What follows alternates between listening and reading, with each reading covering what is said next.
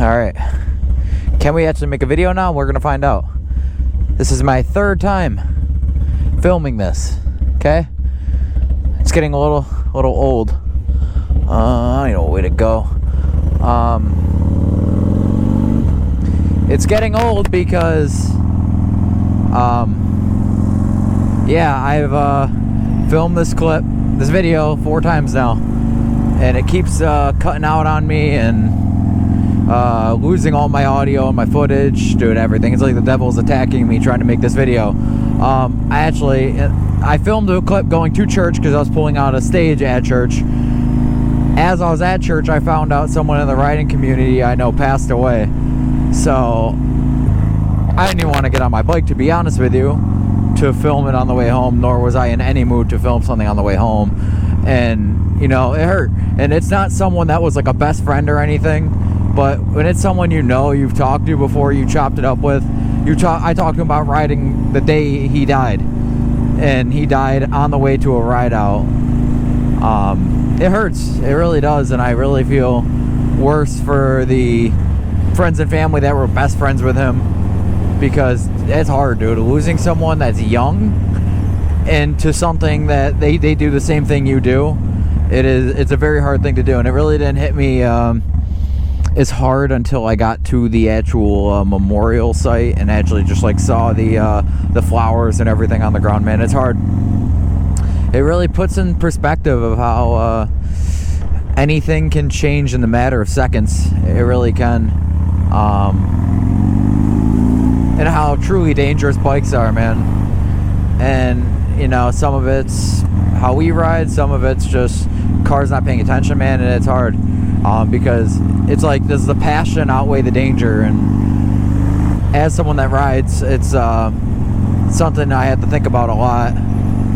What is it worth it to me and stuff, man? Because it's hard losing someone, even if you weren't best friends with them or they weren't your family or not, man. Just someone part of the same community as you. But yeah, I think we're gonna go head over to the twisties and just take a cruise through the twisty section of the roads and, you know, just feel it out, man. As I was saying, yeah, I had a FZ07. I wanted something that was better for cruising, so I sold the FZ because it really sucked for highway. Like the one video I made with that bike, I think I only made one video. Yeah, I was on the highway and dude, you're just getting blown around. Like it's rough riding highway with that bike. So I wanted something I could do long distance on. So I bought the Gixxer. Gixxer was, dude, I don't know. I had like every Gixxer problem known to man, like common. I mean, fork seals were just a given, whatever. I've had every bike I've had has had fork seals replaced because of how I ride. But fork seals, fuel pump. I was chasing a charging issue on that bike for like 6 months of owning it. Only had the bike for like 10 months, so it was broken more than it was fixed. I replaced the whole charging system, the wiring harness, the ECU. Ended up being a broken wire somewhere. I ended up bringing it to someone to fix, which I never do that. I'm the last person to do that. Like, I even did the fork seals myself on that bike, replaced the wiring harness myself, stator, rectifier, ECU. I was pretty much parts throwing at one point, because the issue is, when it was plugged in, everything was plugged in, the rectifier would be outputting like 15 volts or 14.7 or something. So it showed charging voltage DC. And then the second went into the main harness, it didn't show any charging voltage. So I was chasing an issue where it was only showing open when it was under load. So I'm sure I should have load tested and that would have figured out my issue. But I'm not a professional, I'm just a kid, you know? So, but yeah, man, you know, even when I posted that video 10 months ago, FZ07, you know, I was going to church and everything, was starting my relationship with God, but I wasn't at the point where it was affecting really my day-to-day activities. One being like going crazy on the streets, running from cops. You know, I even got to the point where I was getting drunk and riding, which horrible, I never recommend.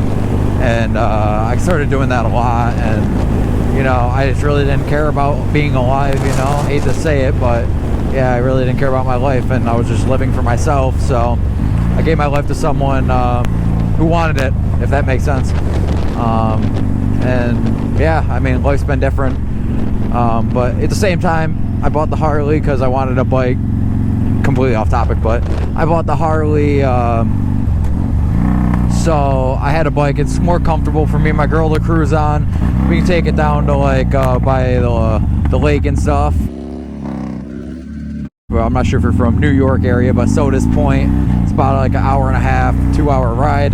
I think it'd be a pretty cool ride. You know, stuff like that where it's a lot more comfortable to do on a bike like this. Planned for it, you know, it's got bars, it's got a headlight, it's got exhaust of some sort. It's the 100th anniversary edition. It does have some fat dent in the tank. So I do want to get that fixed. That would be dope. I probably will get it repainted eventually. It's not really a priority right now because the bike runs, so it's not my number one priority at the moment. But come on, brother, me hog, brother. Yeah, I love hogging out, man. Dude, I talk so much trash on Harleys and Harley riders. Well, there's a stereotype with Harleys, but I don't know, man. I love the Harley. It's so much fun to just hog around on, man. It's pretty nimble for a almost 700 pound bike. She's got 11,257 miles on her, so she is just getting broken in, brother, I'll tell you. Complaints about this bike, minus, you know, being heavy as heck, is this clutch lever, man. To pull in these stock clutches, man, takes all 4 fingers, or I at least use all 3, but come on, let's go. But other than that, dude, I love this thing. And you know, it keeps me tame too, because you know, it wasn't even just God is the reason I sold my Gixxer. I wouldn't say that. I guess I lack in the self-control department, and you know, it's hard to have self-control on a bike that does 160 pretty quick, or you know, even 0 to 100's really fast. You know, a 600cc bike like that, it's got some gearing done to it and stuff, you know, it gets up to 100 fairly quick, you know. I mean, I've ridden 17 ZX10s that are full bolt on, so I know what fast actually is, but it's still quick, and they're nimble, and you know, you feel invincible on those bikes. And you know, I've seen a lot of people die on them, and it's not what I need. You know, my time goes, I'm riding a bike like this, whatever, you know, but there's no reason to superbly increase my chance of that. Yeah, I mean, speaking though, like whatever content you guys want to see, I always like feedback, you know. The Boom Vader videos did good, but now I got a Grom, so Grom videos, I'm down for that. I am pretty much done stunning on the streets, I think. It was fun, but I don't know if this is coming from me just like maturing in life, or I think it's also trying to follow God closer, you know. Stunning was a big part of my life where I was doing it to make myself happy, and now that I found the actual true thing that brings peace and joy and contentment, my desire to do it isn't as big as it was, or is not really there too much. Like, I do like lot riding still, but the street stuff, you know, having an Instagram about it, trying to be big, trying to be a big stunt rider. You know, I did the lean back 2 years in a row. Like, I did King of Cuse 1 or 2 years. You know, it was fun. I had a good time, and I don't regret doing it. Right, I had memories, good memories, but you know, it was pretty stressful. Like, there was a lot that went into it, but it was I was more stressed out than I was feeling fulfilled from it. And I kind of, maybe it was in my brain, I was expecting it to be something that it's not, and I got there, and maybe it's because I thought, you know, once I do the biggest stunt ride, then I'll be happy, or whatever the case was. But that happiness really never came. Yeah, man, but we're gonna get a little riding in today and talk about some stuff, and like plans for the channel and everything. If you've been with me for a while now, I appreciate you, because I am the most inconsistent person you'll ever meet. Last video was 10 months ago, and it was on an FZ07, which is a bike I sold. So I don't even remember where my last clip was at when I started filming this, so I apologize in advance. I am not sure what is wrong with this GoPro, man, but it just keeps shutting off, man. It's kind of annoying me because I keep filming videos and losing it, and it's it's making me not want to keep making videos. So like a $450 GoPro, man, I don't need it to do stuff like this. That's why I bought it's a Hero 10, so it's not brand new, but you know, it's only been used a majority of times. You know, I don't film every day. Oh man. Yeah, but I've been selling everything, buying different stuff. I built my girl's Grom, which I might insert some photos right here. I have my Grom now, insert a photo or video here. I still have my Grom. She has her Grom. I still have the F4i. I sold my Gixxer that you guys have never seen, and I sold the FZ07. And yeah, Boom Vader's gone. Sold that puppy. So yeah, sorry, not sorry. Don't regret it. But my buddy actually sent me a video that it's been sitting for 10 months, and it started up right away, first try. So that's hilarious. Can't kill that thing.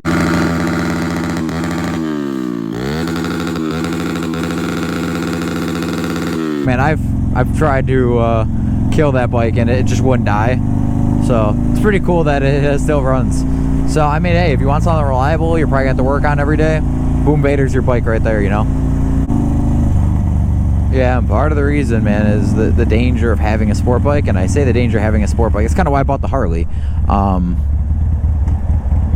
Is I don't have self-control, and it's hard to have self-control on a sport bike because the comfortable cruising speed for a sport bike is like, dude, it's like 80 miles an hour just cruising, like you're just moving, and it's hard to actually maintain a speed limit on a bike like that, which a lot of people don't understand if you don't have one, is they're hard to keep at the speed limit because they just want to go fast. And to the bike too, I'm not used to 700 pounds of pure brother.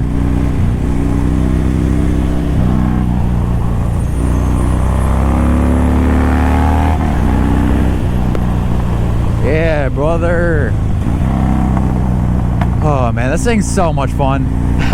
I think I was hating on Harleys because I was hating from outside the club, but I couldn't get in, you know.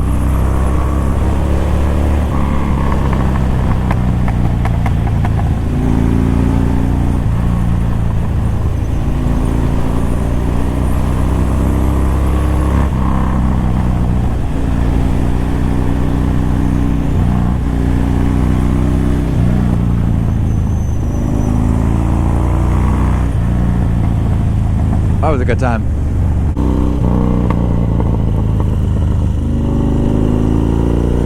My buddy actually crashed. If I can find the clip, I'm gonna post it of not of my buddy crashing, but I mean, it was him, his bike on the ground, crashed. If I can find it, I'm gonna put it right there. But yeah, it was a funny story because my buddy was, you know, he's got a 636. He's been riding for about a year, and you know that first year rider confidence. You made it a year alive, so you're the best rider on the planet. And he's like, oh, I bet I can corner better than you, man. So I said, let's go to Kings Highway and you show me what you can do.